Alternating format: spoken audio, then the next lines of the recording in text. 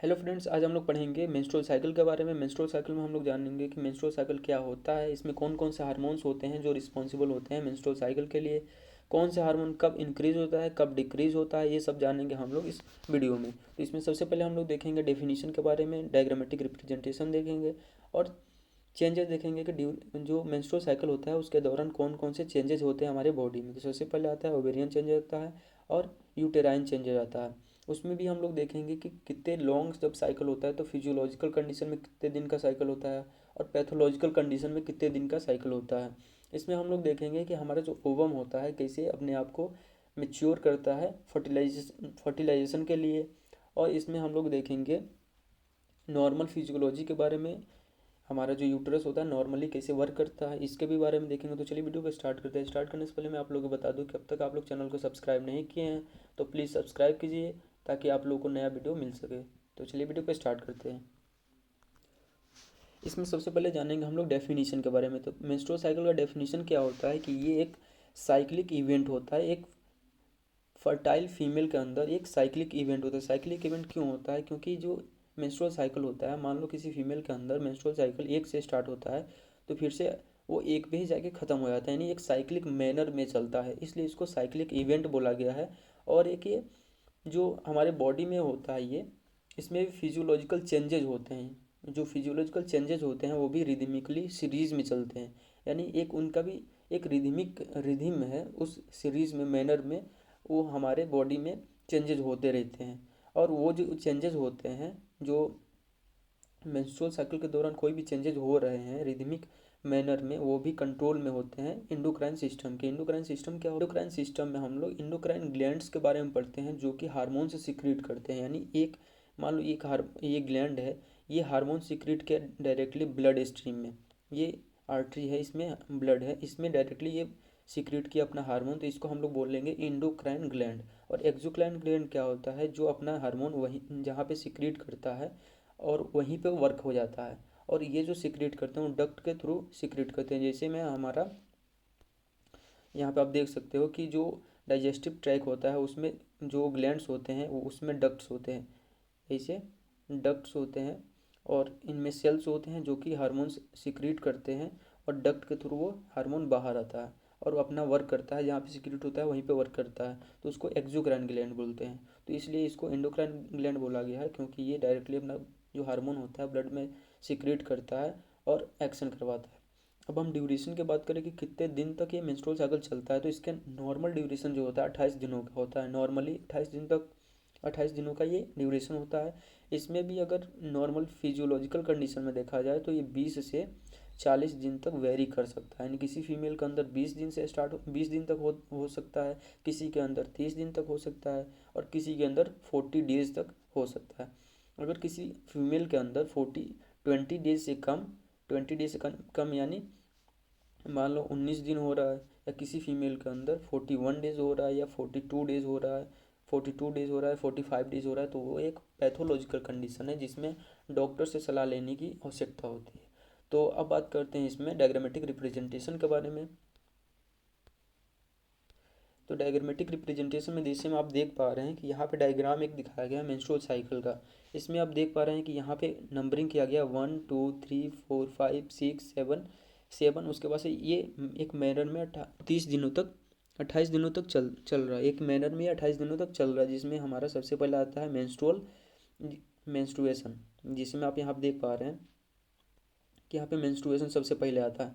हम लोग menstrual cycle को पढ़ते हैं तो 3 फेज़ में इसको डिवाइड करके पढ़ते हैं। पहला फेज़ जो होता है मेंस्ट्रुअल फेज़ होता है, दूसरा फेज़ जो होता है फॉलिक्यूलर और प्रोलिफेरेटिव फेज़ होता है, तीसरा फेज़ जो होता है सिक्रेटरी फेज़ होता है। इनका सबका एक मीन है जिसके कारण इसको इन नामों से रखा गया है। जैसे में पहला है मेंस्ट्रुअल फेज़। मेंस्ट्रुअल फेज़ का मतलब होता है कि इस फेज़ में मेंस्ट्रुएशन होता है यानी ब्लीडिंग होता है, इसलिए इसको मेंस्ट्रुअल फेज़ बोला गया है।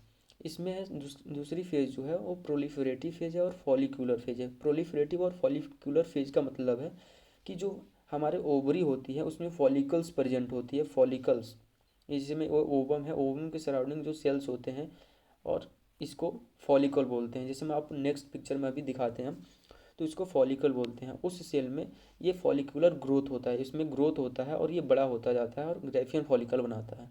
इसको हम लोग बोलते हैं ग्राफियन फॉलिकल, जब बड़ा हो जाता है तो उसको हम लोग बोलते हैं फॉलिकुलर फेज या प्रोलिफरेटिव फेज। प्रोलिफरेटिव फेज में क्या होता है, जब हमारा यूटेरस होता है, हम तो अच्छे से बना नहीं पाएंगे, लेकिन ये मान लो यूटेरस है, तो यूटेरस में क्या होता है कि जो मायोमेट्रियम होता है उसमें प्रोलिफरेशन होता है सेल्स का, तो उसको इसलिए इसको प्रोलिफरेटिव फेज या फॉलिकुलर फेज बोला गया है। उसके बाद आता है सिक्रेटरी फेज और ल्यूटियल फेज।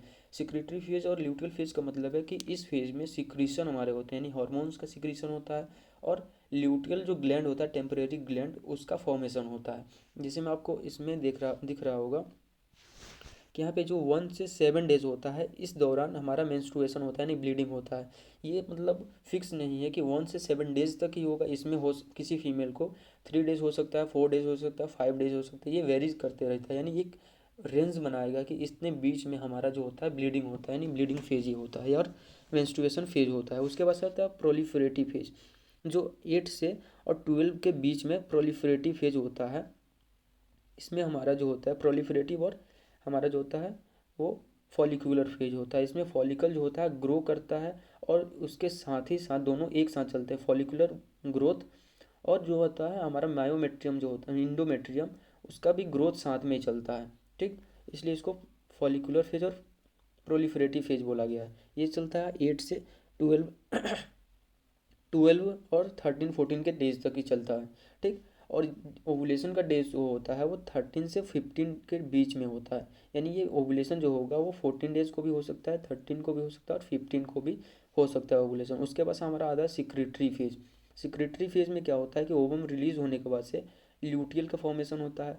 ल्यूटियल क्या करता है कि हार्मोन्स का सिक्रीशन कराता है, और जो हार्मोन्स रिस्पॉन्सिबल होते हैं मायो जो इंडोमेट्रियम होता है उसके प्रोलिफरेशन के लिए रिस्पॉन्सिबल होते हैं, उसको हम लोग फर्दर डिफाइन करेंगे।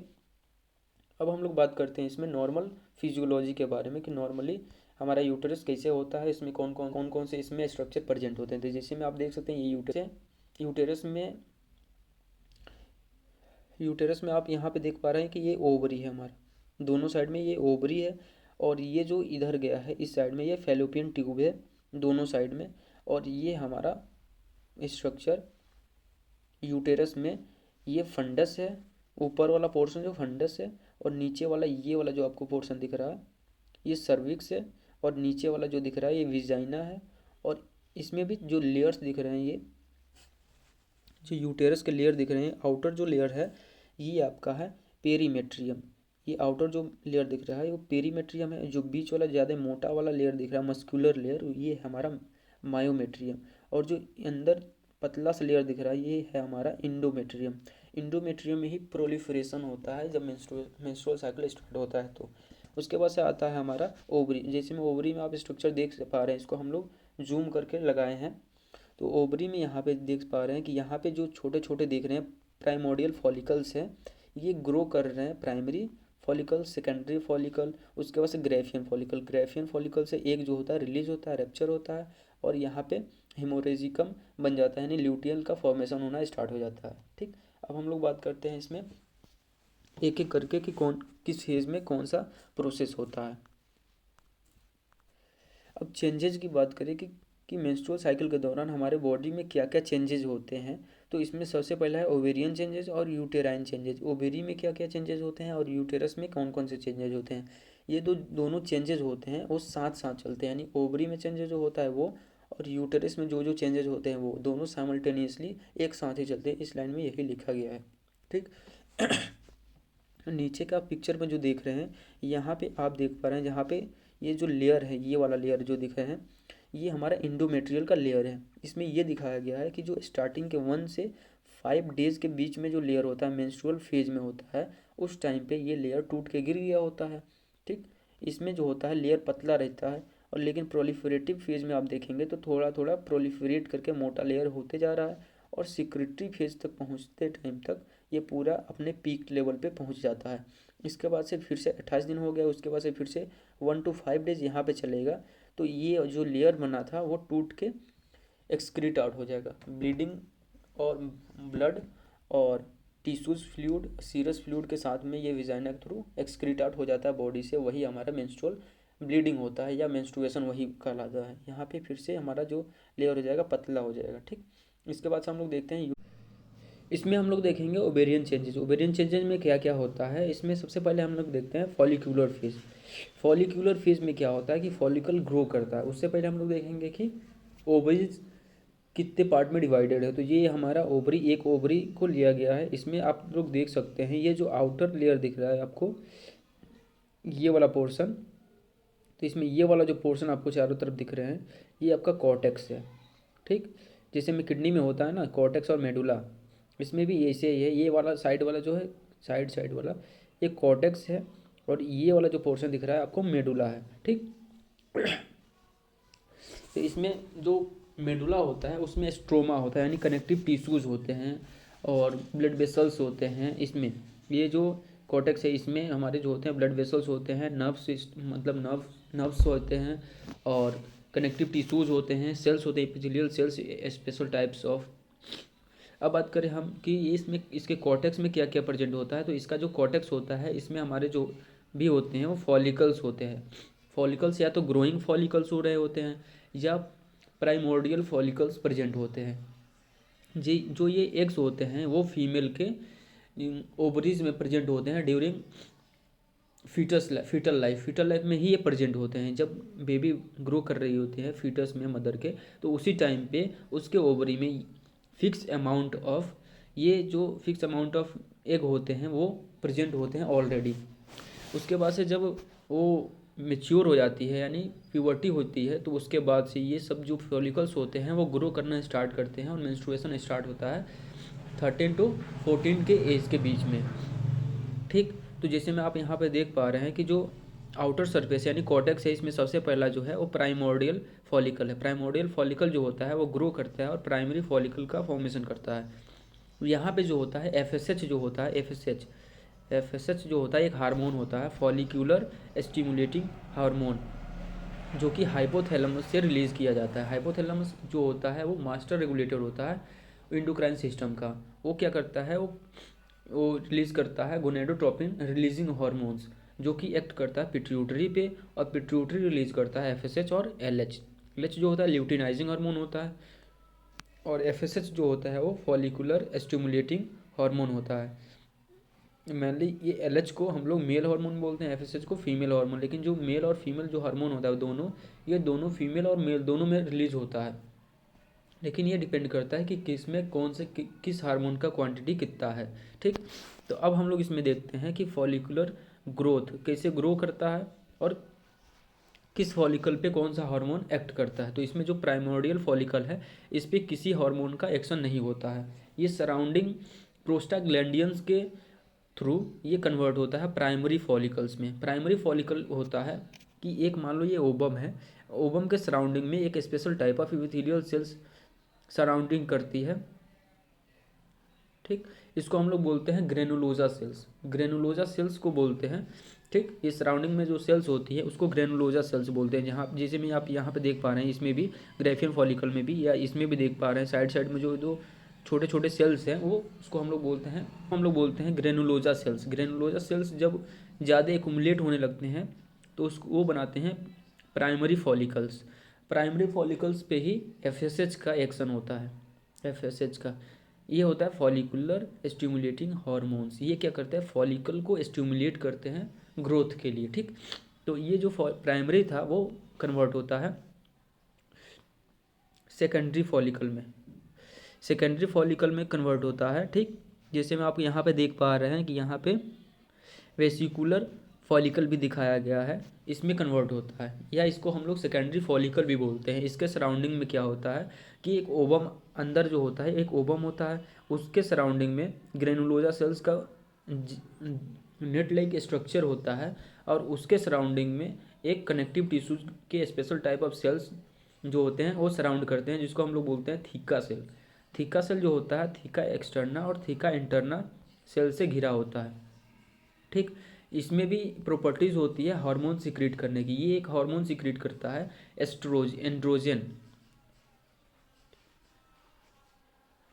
एंड्रोजन हार्मोन सिक्रीट करता है, जो क्या करता है एंड्रोजन हार्मोन थीका इंटरना, इसमें जो थीका सेल्स था, जो ये ओवम हो गया, इसके सराउंडिंग में ये हमारे ग्रेनुलोसा सेल्स हो गए, उसके सराउंडिंग में थीका सेल्स हो गया।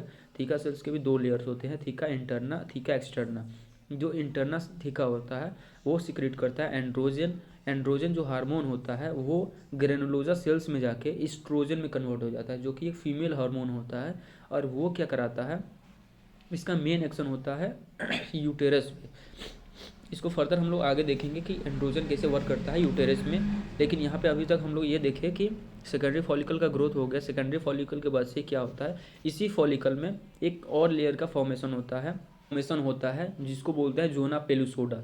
जोना पेलुसोडा कैसे फॉर्मेशन होता है, जिसे मैं आप यहाँ पे देख पा रहे हैं, जोना पेलुसोडा ये ओबम है और इसके सराउंडिंग में जो ये लेयर दिखाया गया है इसको जोना पेलुसोडा बोलते हैं। जैसे में एक ये ओबम है, इसके सराउंडिंग में इसके ऊपर जस्ट जोना पेलुसोडा का लेयर बनता है और इसके सराउंडिंग में ग्रेनुलोसा सेल्स होते हैं और इसको थीका इंटरना और थीका एक्सटर्नल सेल से सराउंड किया जाता है। ठीक, और जो इसमें पेलुसोडा का वर्क जो होता है वो पॉलीस्पर्मिया को इनहिबिट करता है, यानी एक ही स्पर्म जैसे एंटर करता है। जैसे मान लो ये ओबम है, यहाँ पे एक स्पर्म इंटर किया है तो क्या करता है कि ये बैरियर के जैसे वर्क करने लगता है जोना पेलुसोडा, ताकि और भी स्पर्म इसमें एंट्री ना ले सके।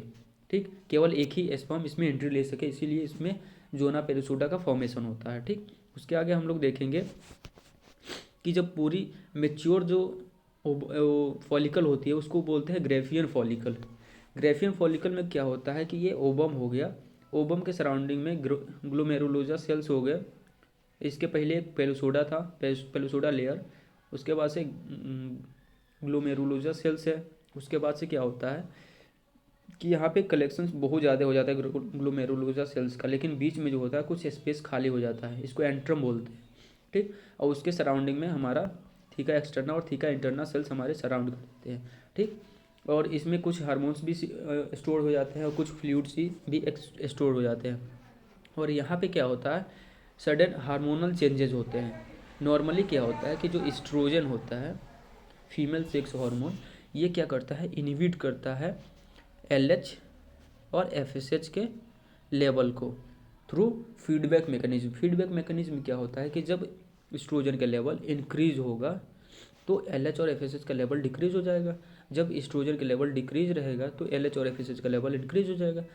लेकिन ये अभी कॉज अननोन है कि जब ये ग्रेफियन फॉलिकल में डेवलप हो गया होता है ओवम, हमारा जो फॉलिकल होता है ग्रेफियन फॉलिकल वो बन जाता है, तो एस्ट्रोजन क्या करता है कि हाई लेवल रहता है, फिर भी ये क्या करता है, प्रमोट करता है, पॉजिटिव फीडबैक मैकेनिज्म देता है पिट्यूटरी को।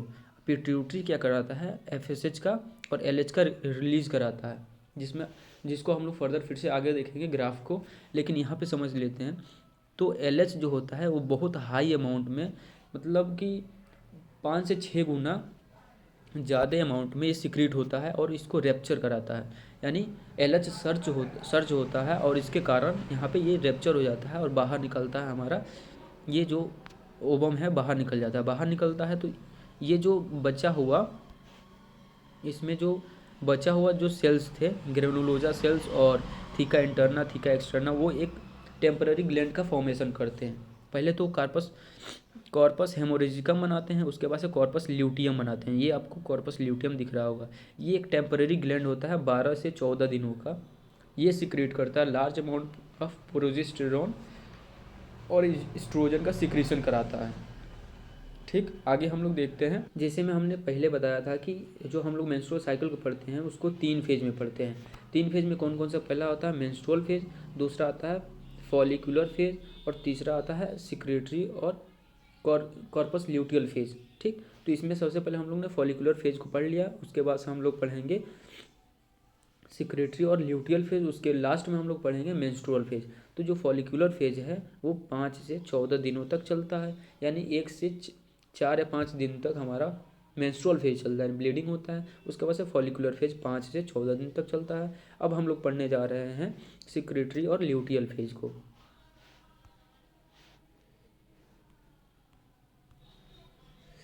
तो सिक्रेटरी और ल्यूटियल फेज का मतलब आप लोगों को पता होगा कि जिस फेज में सिक्रीशंस होते हैं हार्मोन्स का और ल्यूटियल का फॉर्मेशन होता है उसको हम लोग बोलते हैं सिक्रेटरी और ल्यूटियल फेज। इसमें क्या होता है कि ये जो साइकिल चलता है वो ओवुलेशन के बाद से ये स्टार्ट होता है। ओवुलेशन कब होता है? जब हमारा फॉलिकुलर फेज कंप्लीट हो जाता है, यानी ये फॉलिकुलर फेज जो था वो 5 से 14 दिन तक चल रहा था। ठीक, अब 14वें दिन हमारा ओवुलेशन होगा, जैसे मैं आप यहाँ पे पिक्चर में देख पा रहे हैं, जैसे मैं इधर आप पिक्चर में यहाँ पे देख पा रहे हैं कि ये फॉलिकल, ये पहले यहाँ पे प्राइमरी फॉलिकल बना, primary follicle, secondary follicle, Graafian follicle, उसके बाद से यहाँ पे एलएच जब इंक्रीज हुआ, एलएच सर्ज हुआ, तो यहाँ पे एक जो हो गया रिलीज हो गया, उसके बाद से कार्पस ल्यूटियल बना यहाँ पे, तो कार्पस ल्यूटियम के बाद से एक कॉर्पस ल्यूटियम जो पीले रंग में दिखाया गया है, हेमोरेजिक पहले बना, उसके बाद से कॉर्पस ल्यूटियल बना, उसके बाद से 12 से 13 दिन के बाद से ये डिग्रेड हो जाता है इसके फॉर्म। ठीक, इसके बाद से हम लोग देखते हैं कि इस फेज में क्या क्या होता है सिक्रेटरी फेज में। तो हम स्टार्ट करते हैं सिक्रेटरी फेज को। सिक्रेटरी फेज कब होता है? जब 18 से, ये जो होता है ओवुलेशन के बाद स्टार्ट होता है सिक्रेटरी फेज। ओवुलेशन 14 को मान लो होगा, तो ये स्टार्ट होगा 15 से 28 दिनों तक चलता है मेंस्ट्रुअल फेज तक सिक्रेटरी फेज। ठीक, मेंस्ट्रुअल फेज के पहले तक ये चलता है सिक्रेटरी फेज और ल्यूटियल फेज, जो कि 15 से 28 दिनों तक चलता है। इसमें क्या होता है कि जब हमारा जो ग्रेफियन फॉलिकल ये है, ग्रेफियन फॉलिकल जब ये रैप्चर होता है, ये रैप्चर होने के बाद से जब एक रिलीज हो जाता है, तो यहाँ से हमारा साइकिल स्टार्ट हो जाता है सिक्रेटरी और ल्यूटियल फेज। ठीक, इसमें लिखा गया है कि कार्पस ल्यूटियम जो होता है वो डेवलप होता है ग्रेफियन फॉलिकल के रिलीज होने के बाद से, ये हमारा होता है कार्पस ल्यूटियम में डेवलप हो जाता है। कार्पस ल्यूटियम जो होता है वो एक टेम्पररी ग्लैंड है जो कि हमारा सिक्रीट करता है हार्मोन प्रोजेस्टेरॉन और एस्ट्रोजन। प्रोजेस्टेरॉन लार्ज अमाउंट में सिक्रीट करता है और एस्ट्रोजन स्मॉल अमाउंट में सिक्रीट करता है। जैसे मैं आप यहाँ पे डायग्राम में देख पा रहे हैं कि किस दिन पे कौन से हार्मोन सिक्रीट हो रहा है और किसका लेवल ज़्यादा इंक्रीज हो रहा है। तो चलिए हम लोग इसको जूम करके देखते हैं क्या है इसमें। तो जैसे कि आप देख पा रहे हैं यहाँ पे ये फॉलिकुलर फेज को दिखाया गया। ठीक, ये वाला फॉलिकुलर फेज को दिखाया गया है, इधर इंडोमेट्रियम को दिखाया गया, इधर पिट्यूटरी और हार्मोनल रेंज को दिखाया गया है। ठीक, तो इसमें आप देख पा रहे हैं यहाँ पे मेंस्ट्रुअल फेज में फॉलिकुलर फेज ये वाला है ल्यूटियल फेज। यहाँ पे आप डेज भी इधर नीचे देख पा रहे हैं कि डेज यहाँ पे 14th डेज पे, यानी जिस दिन हमारा ओवुलेशन होता है, एक रिलीज होता है, उस दिन पे ये एलएच का लेवल और एस्ट्रोजन का लेवल आप देख पा रहे हैं कितना हाई लेवल है।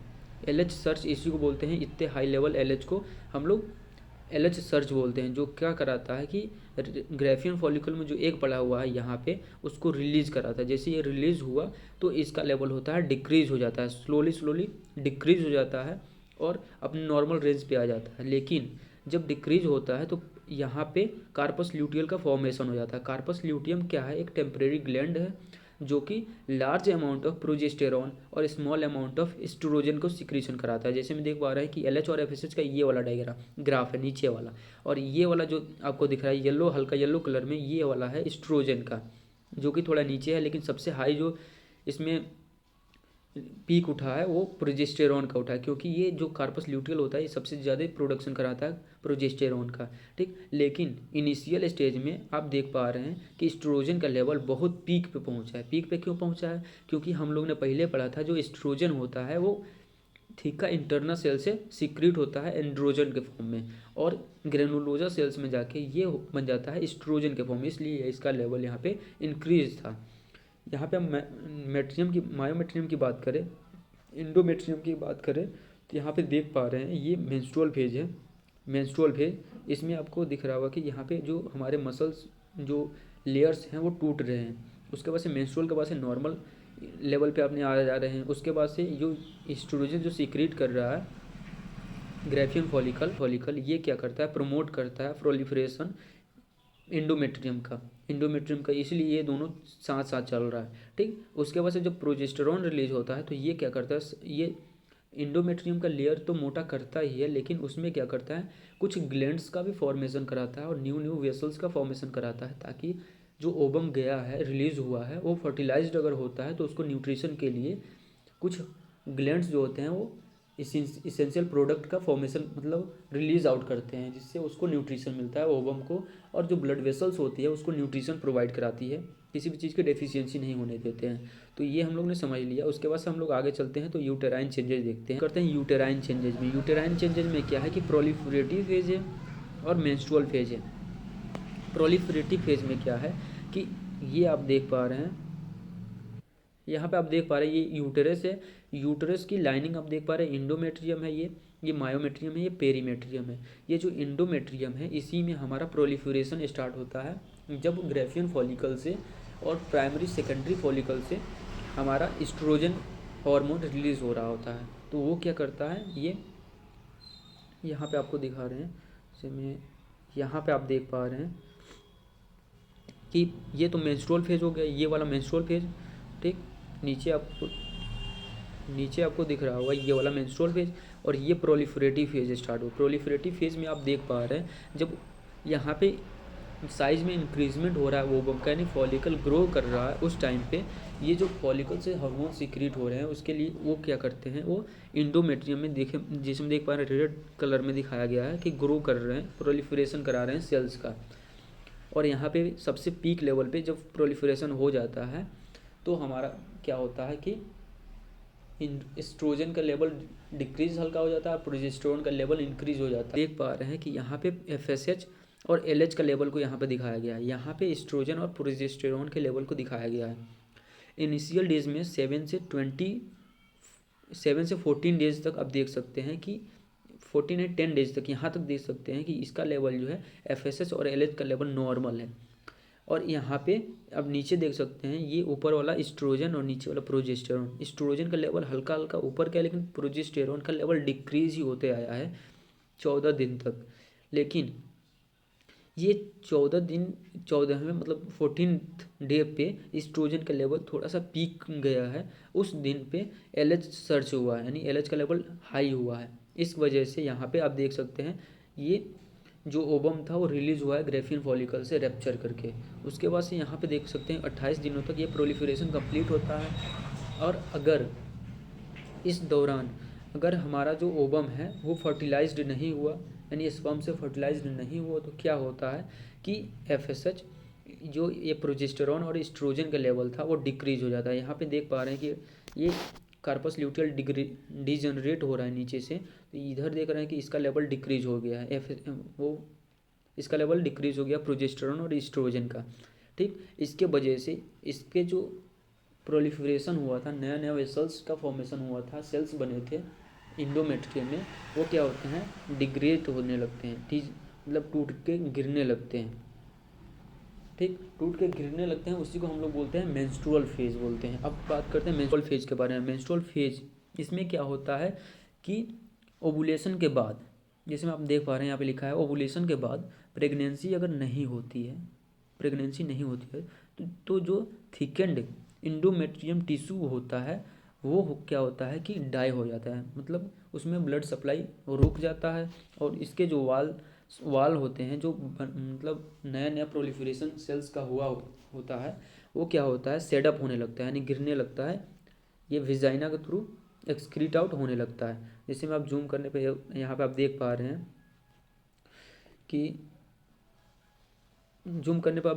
हैं कि ये वाला जो दिख रहा है इंडोमेट्रियम है, जो कि प्रोलिफरेशन होके स्पंजिस में बना हुआ था, यानी इसमें जो है ब्लड की सप्लाई बहुत ज़्यादा थी और इसमें ग्लैंड्स का भी फॉर्मेशन हुआ था, बट प्रेगनेंसी नहीं होने के कारण प्रोजेस्टेरोन और एस्ट्रोजन का लेवल डिक्रीज हो जाता है।